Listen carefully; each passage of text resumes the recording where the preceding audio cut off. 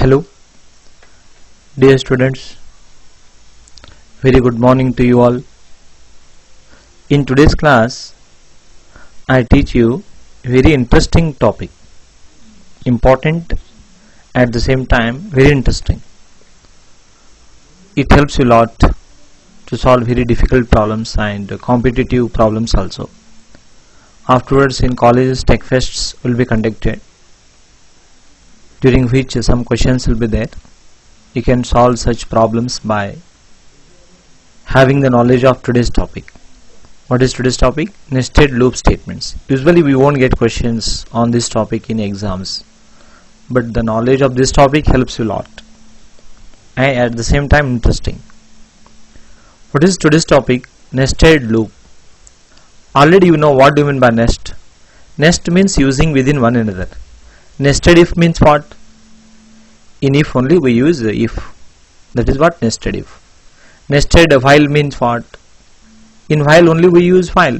In while only, if I use while, that is called nested while. In do while only I use one more do while, that is nested do while. In for only I use for, that is called as nested for. Or you can use any statement within one another, not only while within while, not only do while within do while, not only for within for. In if you can use while, in while you can use if.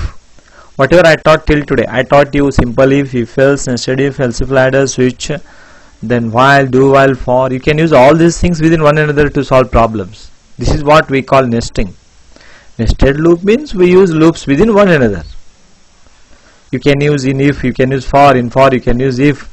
If you start using like this now, you get capability to solve very difficult problems so easily, so that you can give good quality softwares to the customers. I hope you understood. Very good.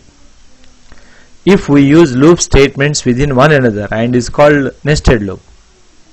We can use while within while and is called nested while. We can use do while within do while and is called nested do while. We can use for within for and is called nested for. We can use any loop within one another and is called nested loop. Like this, how many times we can use within one another? 32 times. Oh my god. That is also an older version. Then what about newer version? Newer version may support more than 32 times. If we nest once only confusion starts for us to analyze. Can you think if you nest for 32 times and think? If you having the capability to analyze by nesting 32 times, you are really very clever. You can solve very interesting problems in less time. What ANSI stands for? I hope everyone knows. American National Standards Institute of C. I hope little bit you gain the knowledge regarding what is nested loop. Loops helps us to do repetitive work. Yes, we know it. Loops helps us to do repetitive work. Then what is nested loop helps us? Nested loop helps us to do repetitive work repeatedly. Try to understand my sentence or statement. It helps to do repetitive work only repeatedly. Loop means what? Just it will do the given task repeatedly. But I want to do repetitive work repeatedly. Then that is possible by nested loop. Look at the first example. This is not nested loop. This is simple loop. I equals to 1, 1 less than equals to 5, yes, 2, 3, 4, 5. Hello world will be printed for how many times? 5 times. Okay. This is not nested loop. Just we are doing one work repeatedly. Very good. See the next example. See here, same code I have used in another for. Oh my god. This is what just only I explained for you. It prints hello world for 5 times. But I am using it in another for.